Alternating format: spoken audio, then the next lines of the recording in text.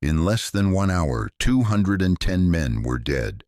Their commander had refused 4 extra companies of cavalry and 2 Gatling guns before the battle. He was outnumbered nearly 10 to 1, and he chose to attack anyway. The news reached a celebrating America exactly as the nation marked 100 years of independence. This is the true story of how the Old West destroyed the United States cavalry on a single afternoon. The date was June 25, 1876. The place was a high green ridge above the Little Bighorn River in what is now southern Montana. The air was thick with summer dust. The grass was tall and dry, and in the valley below, stretched along 3 miles of the riverbank, lay the largest gathering of Plains warriors ever assembled on the American continent. Lakota Sioux, Cheyenne, Arapaho, roughly 2,000 fighting men with their women and children behind them. They had not come looking for war. The war had come looking for them. 2 years earlier, a young officer with long blonde hair had led an expedition into the Black Hills of Dakota Territory. The hills were sacred ground to the Lakota. They were also, the expedition discovered, full of gold. The Treaty of Fort Laramie, signed in 1868, had promised the Black Hills to the Lakota Nation forever. Forever lasted exactly 6 years. The gold rush poured thousands of white miners into Lakota land. The government tried to buy the hills. Sitting Bull refused. The government issued an ultimatum: return to the reservations by January 31st, 1876, or be considered hostile. The deadline came. The deadline passed. And on the high plains of Montana, a holy man stared into the sun and saw something he could not unsee. His name was Sitting Bull. He was 45 years old, a Hunkpapa Lakota chief and spiritual leader. In early June of 1876, in a sun dance lasting 2 days, he cut 100 small pieces of flesh from his own arms as an offering. Then he saw a vision, soldiers falling from the sky into his camp, falling like grasshoppers, their heads pointed down, their hats falling off. A voice in the vision spoke clearly. "These soldiers," the voice said, "do not have ears, they will die." Sitting Bull told his people what he had seen. The warriors listened. They prepared. They waited. 3 weeks later, on a hot afternoon at the edge of the Greasy Grass River, the soldiers came exactly as the vision had promised. And the man leading them down that ridge had no idea he was riding into a prophecy. His name was George Armstrong Custer, and he had less than 60 minutes to live. George Armstrong Custer was 36 years old, and he had spent his entire adult life trying to be famous. He had graduated last in his class at West Point. He had been arrested. He had been court-martialed. And then, somehow, he had become the youngest brevet general in the history of the United States Army. He wore his hair long and red blonde down to his shoulders.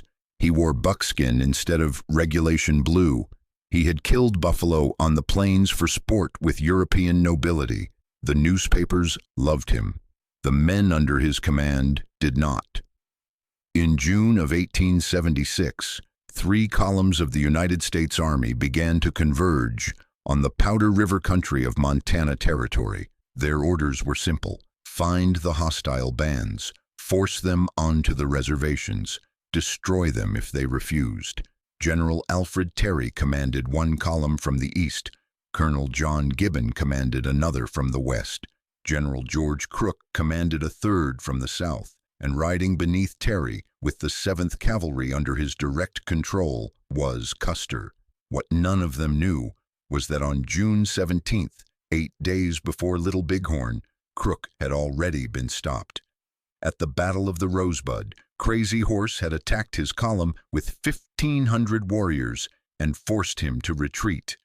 Crook would not be coming. The southern jaw of the trap was already broken. Terry and Gibbon, marching toward each other through unmapped country, had no way to know it. They believed 3 columns were closing on the camp. There were now only 2. On June 22nd, Terry sent Custer ahead with the 7th Cavalry to scout the Indian Trail. Terry offered him 4 extra companies of cavalry from Major James Brisbane's 2nd Cavalry. Custer refused. Terry offered him a battery of Gatling guns, rapid-fire weapons capable of cutting down hundreds of attackers. Custer refused those too. He said the extra men would slow him down. He said the Gatling guns would hold him back on rough country. The truth was simpler. Custer believed his 7th Cavalry could whip any force of Indians on the plains. He wanted no one to share the glory. That night, around the campfire, an officer asked him what he would do if the Indians proved too many. Custer smiled and said the 7th could handle anything. One of his scouts, a Crow warrior named Bloody Knife, signed something different to Custer in the firelight. Bloody Knife pointed at the sun and pointed at the next day. He signed that they would not see it set together. Custer laughed. 2 days later, Custer's scouts climbed a high ridge called the Crow's Nest. From there, in the gray light before dawn on June 25th, they looked west across the valley of the Little Bighorn River. What they saw made them stop breathing. They saw a pony herd so vast it looked like a moving carpet of grass. They saw the smoke of cook fires stretching for miles. They turned to Custer and told him this was the largest village they had ever seen, larger than anything they had ever imagined possible. Custer climbed the ridge himself. He looked through his field glasses. He saw nothing. He saw nothing because the morning haze was rising from the river. He saw nothing because his eyes were tired from a sleepless night. He saw nothing because he did not want to see it. The scouts insisted. They told him again. The largest village they had ever seen. Custer dismissed them. He told them their eyes were playing tricks. He told them the village, if it existed at all, would scatter the moment it learned soldiers were near. Custer had only one fear that morning, and it was not death. It was that the Indians would escape him before he could attack. Within the hour, his fear was confirmed in his own mind. A small group of warriors was spotted near the column. Custer became convinced they had seen his men and would race to warn the village. The element of surprise was gone. He could no longer wait for Gibbon. He could no longer rest his exhausted men and horses. He had to attack now, immediately, with whatever he had. So he gave the order that would kill him. He divided his command in 3.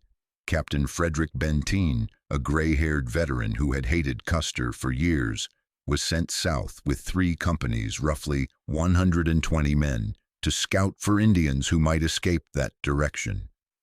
Major Marcus Reno, a Civil War officer with a fondness for whiskey and a nervous temperament, was given 3 companies and ordered to charge the southern end of the village across the river. Custer himself would take 5 companies, around 210 men, and ride north along the ridges to attack the village from the other side. The pack train, with all the extra ammunition, would lag behind under a single company. The plan rested on a single assumption. The village was small. The Indians would run. Custer was not riding into a battle. He was riding into a roundup. None of these assumptions was true. In the village below, the day had begun like any other. Women were drying meat. Children were swimming in the cold green water of the Little Bighorn. Old men were smoking by the lodges. The horse herd, more than 15,000 animals strong, grazed on the western bench above the river. The warriors were sleeping off a night of dancing. Sitting Bull was in his lodge with his family. Crazy Horse was in his. Gall was preparing a meal with his 2 wives and his 3 children. Then the cry went up. Soldiers, soldiers coming. Major Reno crossed the river at a gallop with 175 men. The plan was to charge straight into the southern end of the village and roll it up. He came in fast and confident. Then he saw what was in front of him. Lodges stretching as far as the eye could see. Hundreds of warriors already mounting their horses. The village was not running. The village was forming for battle. Reno gave a different order. He halted his charge. He told his men to dismount and form a skirmish line in the open prairie. It was the wrong order. It was the order of a man who had just realized he was not the predator. He was the prey. For 10 minutes, Reno's skirmish line held. His men knelt in the tall grass and fired their single-shot Springfield carbines into the swirling dust. The warriors fired back with repeating Winchesters, captured Henry rifles and bows that could put an arrow through a man at 100 yards. The Springfield was a more powerful weapon, but it could fire only one round before a soldier had to extract the spent shell by hand. The Winchester could fire 15 times in a row. In a close fight on the open prairie, the math was brutal. Then Gall arrived. Gall was a Hunkpapa war chief, broad-shouldered, fierce-eyed, with red paint streaked across his cheeks. Earlier that morning, his 2 wives and 3 of his children had been shot dead in the first volleys of Reno's attack. He came to the battle now with a single clear thought in his mind. He led several hundred warriors around Reno's left flank, into the timber along the river. He cut Reno's line of retreat. The skirmish line collapsed. The soldiers ran for the trees. The trees were already full of warriors waiting for them. Reno gave a third order, even worse than the first 2. He shouted to mount up, to charge across the river, to get to the bluffs on the other side. It was no longer a charge. It was a rout. Bloody Knife, Custer's scout, was riding next to Reno when a bullet struck him directly in the head. His blood and brains splashed across Reno's face. Reno froze. Then Reno screamed orders that contradicted each other. Mount, dismount, mount. The men no longer waited. They ran. They ran on foot. They ran on horseback. They ran into the river and were shot from the saddle and pulled under by the current. Of the 175 men Reno had led across the river, more than 40 were dead in the next 20 minutes. The survivors clawed their way up the steep bluffs on the eastern bank, where they collapsed, gasping, terrified, leaderless. Reno had lost his hat. He had lost his command. He had lost his nerve. And somewhere to the north, beyond the ridges, Custer was about to find out he was alone. Custer had heard the firing of Reno's attack. He had ridden north along the high ground above the river, looking for a place to cross and strike the village from behind. From a high point now called Weir Point, he looked down for the first time on what was actually below him. Lodges by the thousand, smoke rising from cook fires, horses uncountable. The sheer scale of it should have stopped him. It did not.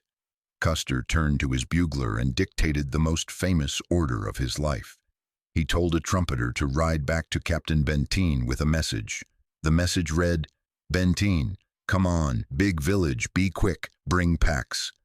The bugler rode south with the order. Custer turned his 5 companies north. He was now riding directly toward the upper end of the village, where the warriors of Crazy Horse and the Cheyenne were waiting. Crazy Horse had been told the same thing every Lakota had been told. Soldiers falling from the sky. He had ridden out from his lodge with a single pebble behind his ear. He carried a war club. He carried a Winchester. And he was already crossing the river to meet the man who had come to kill him. Crazy Horse was 36 years old, the same age as Custer.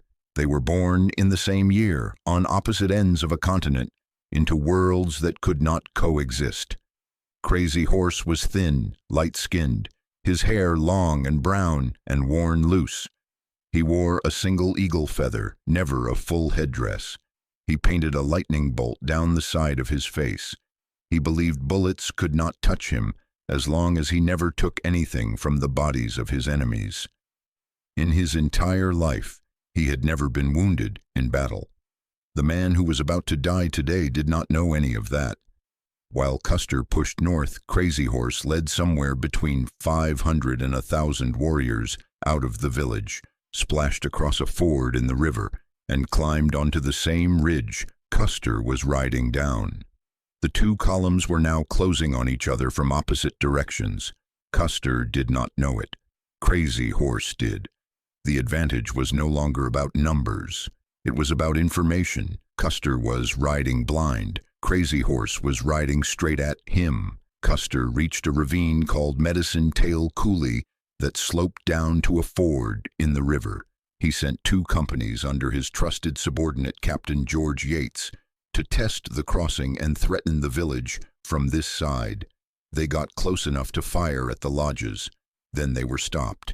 Warriors led by a Cheyenne chief named Lame White Man poured up out of the willows and drove them back. The 2 companies retreated up the coulee, fighting every step, falling back to where Custer waited with the other 3 companies on the high ridge. They had now been pushed onto the ground where they would die. Behind them, Custer's men could see what was rising on every side. The valley below was emptying of warriors. They were not fleeing, they were coming up. They were swarming the ridges from 3 directions at once. Gall, who had broken Reno, was now leading his men across the river and up the slope behind Custer. Crazy Horse had gone wide to the north and was sealing off the only line of retreat. Lame White Man and his Cheyenne were closing from the south. The trap was complete. Custer's 5 companies were on a long, exposed ridge, with no water, no cover, and no escape. Far to the south, Captain Benteen had received Custer's message. "Be quick, bring packs." He read it twice. He folded it. He did not move. He continued at a walking pace. He stopped to water his horses. He stopped again to wait for the slow-moving pack train. Some historians have called it caution. Others have called it murder by inaction. Benteen had hated Custer for 10 years, ever since he had publicly accused Custer of abandoning Major Joel Elliott to die at the Washita in 1868. Now, with Custer's life depending on his speed, Benteen rode toward Reno's hilltop, not toward Custer. He never came north. By the time Benteen finally reached Reno's bluff, the firing from the north had grown loud, then desperate, then thin, then silent. Up on the ridge, the 7th Cavalry was running out of time. On the ridge, Custer was making the last decisions of his life. He spread his 5 companies along a long spine of high ground that historians would later call Battle Ridge. Company L on the southern end, under his brother-in-law, Lieutenant James Calhoun. Company I in the middle, under Captain Miles Keogh, an Irish soldier of fortune who had fought for the Pope in Italy. Companies E and F on the northern end. Company C in support. Custer himself, with his brother Tom, his brother Boston, his nephew Audie Reed, and his brother-in-law Calhoun, formed the core of the command. 5 members of one family on a single hill. None of them would leave it alive. The first to break was Calhoun's company on the southern end. Gall's warriors came up the slope in waves. Lame White Man led the Cheyenne in a charge that rolled over Calhoun's line. Witnesses among the Lakota would later say it took only minutes. The southern end of the ridge collapsed. Soldiers ran toward the center where Keogh's company was already fighting for its life. Then Keogh's men broke too. Their bodies were later found in a tight cluster, a single ring of dead, as though they had tried to fight back to back until the last man. Captain Keogh was found with his hands still gripping his horse's reins. His horse, a bay named Comanche, was the only living thing the army would find on that hillside 3 days later. To the north, Crazy Horse made his move. He led his warriors in a great looping ride around the back of the ridge and charged straight up the northern slope. The men of Companies E and F broke and ran for the top of the hill, where Custer was.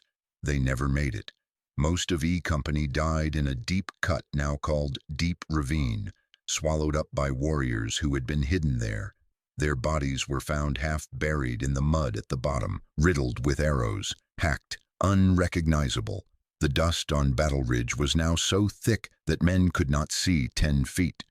The soldiers killed their own horses to use as breastworks, lying behind the still warm bodies and firing into the swirling brown haze. Some men, seeing what was coming, killed each other rather than be taken alive.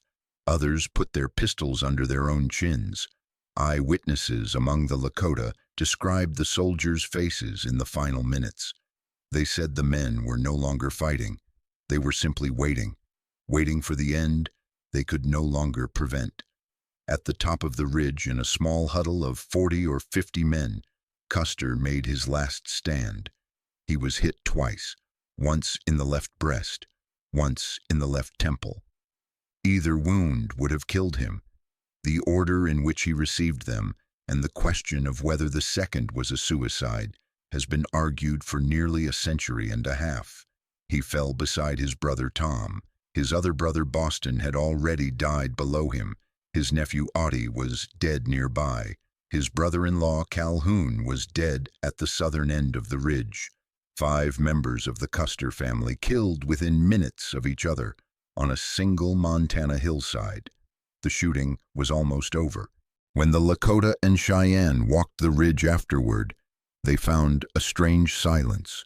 210 men lay dead across 1 mile of grass and dust. The soldiers had fired their last rounds.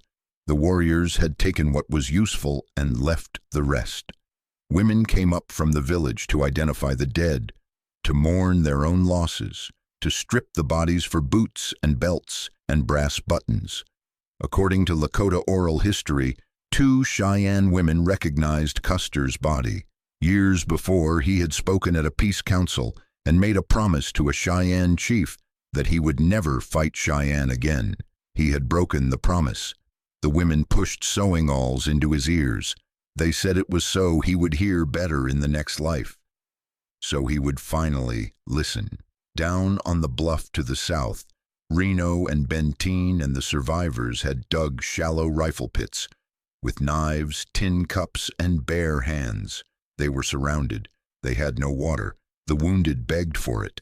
Some men volunteered to crawl down the steep cut to the river under fire to bring back what they could carry in canteens and camp kettles.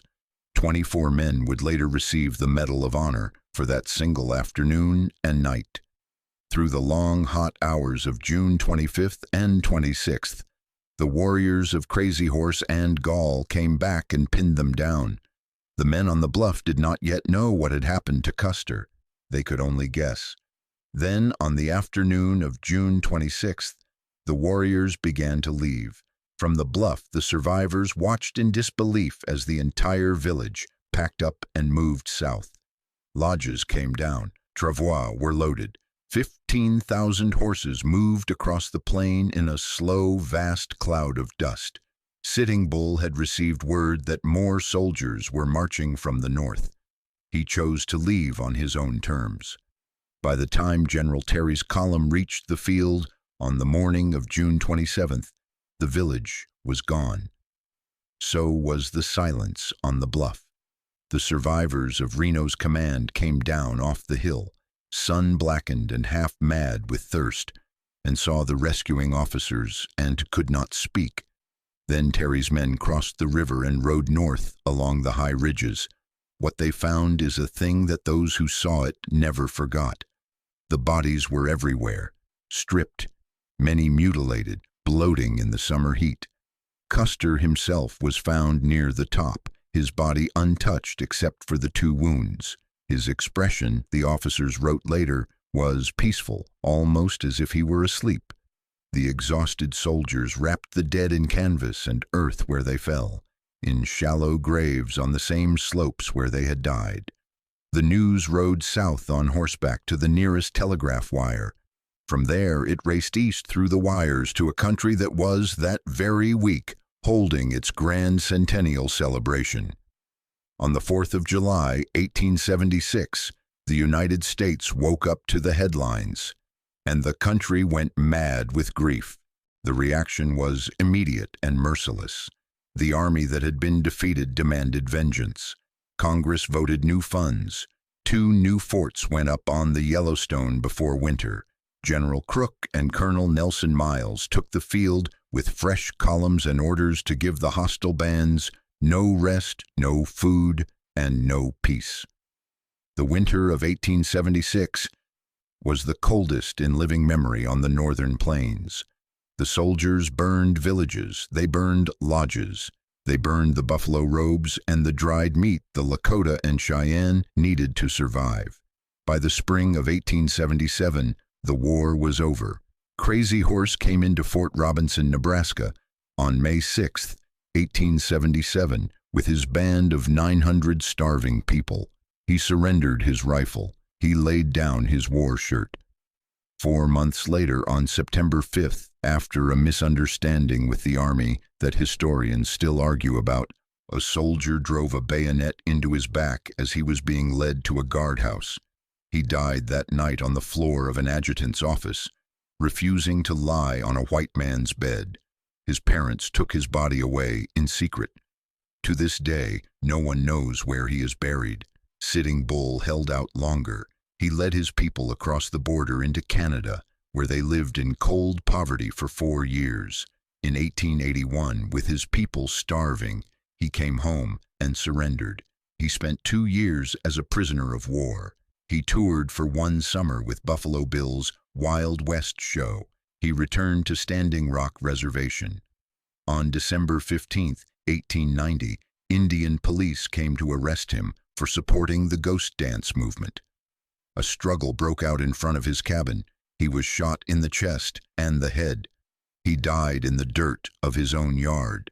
Major Reno was court-martialed in 1879 for cowardice at Little Bighorn. He was acquitted, but his career never recovered. He drank himself into ruin and died in 1889 of pneumonia and cancer of the tongue. Captain Benteen never apologized for the orders he had ignored. He retired a major. He died of paralysis in 1898.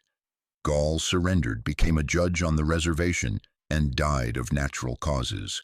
Bloody Knife's grave was never marked. Custer's body was reburied at West Point in a ceremony that drew thousands. His widow Libby spent the next 57 years writing books to defend his name. She outlived him by more than half a century. She died in 1933. By then, the West they had both fought over no longer existed. The buffalo were gone. The lodges were gone. The frontier was gone. And on a quiet ridge in Montana, white marble headstones stood in the tall grass where 210 men had fallen on a single afternoon, in less than 1 hour, in the largest defeat the United States Army had ever suffered at the hands of the people whose land it had come to take. If you enjoyed this story, click the video on your screen now to watch another unforgettable tale from the Old West, where destiny and courage collide in ways you never expected. Don't forget to subscribe and consider a super chat to help us keep bringing you more stories like these. Your support means everything.